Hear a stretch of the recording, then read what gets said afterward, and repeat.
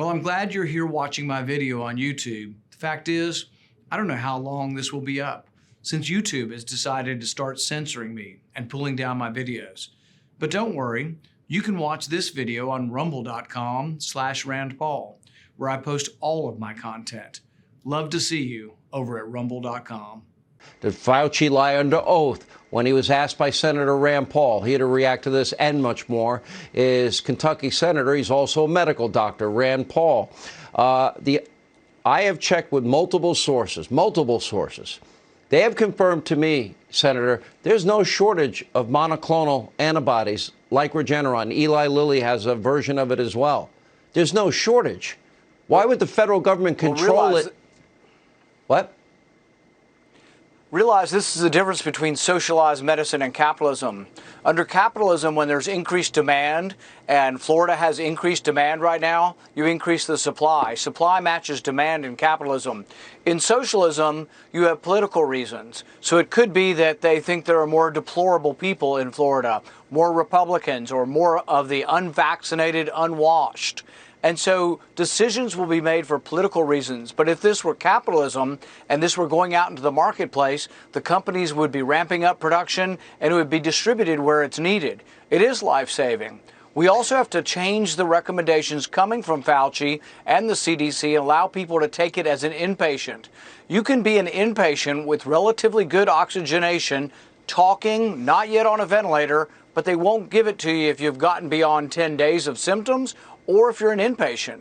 You can have 4 days of symptoms, be put in the hospital. You still meet the criteria as far as symptoms, but once you cross the threshold from the ER into the hospital, they deny you treatment. There's a lot of bad things going on. A lot of lives could be saved if we would allow the monoclonal antibodies to be used. We also should be looking at allowing inhaled steroids to be used as an outpatient and also as an inpatient.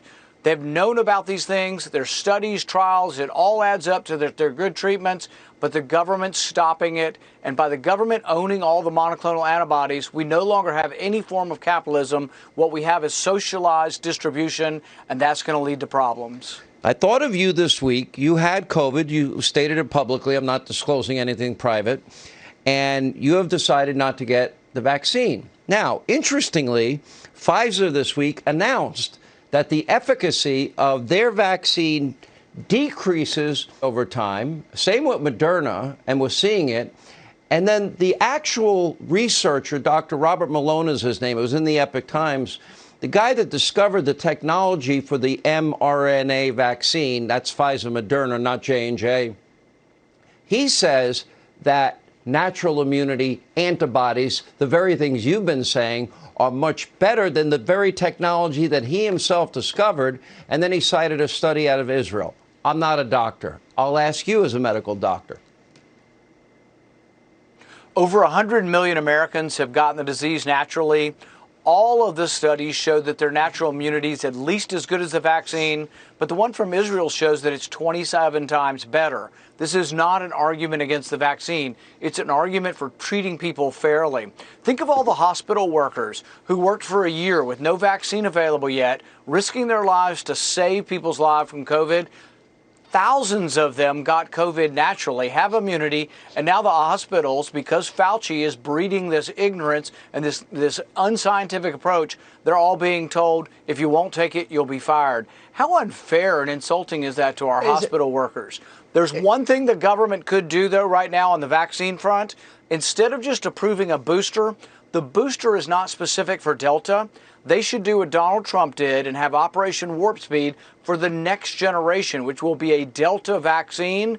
And that actually would save lots of lives. It's already been created. It's already there, but it's languishing in the bureaucracy. Instead, they're going to approve the old one, which the virus has now escaped from the old one, so it's not as effective, but they should allow a new variant to come forward and voluntarily being taken, not given by mandate. Dr. Paul, you've been very insightful. You were right. Dr. Fauci was wrong.